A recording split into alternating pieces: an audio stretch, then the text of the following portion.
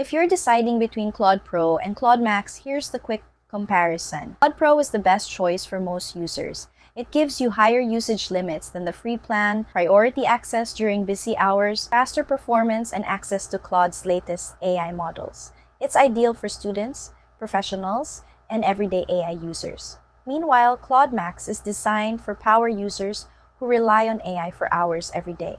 It offers significantly higher usage limits, making it perfect for developers, researchers, content creators, and businesses handling large projects or frequent conversations without worrying about hitting limits. So which one should you choose? If you use AI for writing, coding, studying, or productivity and don't need extremely high usage, Claude Pro offers the best value. But if you work with AI all day and need maximum availability and fewer usage restrictions, Claude Max is the better investment. Overall, Claude Pro is the best option for most people, while Claude Max is built for heavy users who need the highest usage limits and uninterrupted productivity.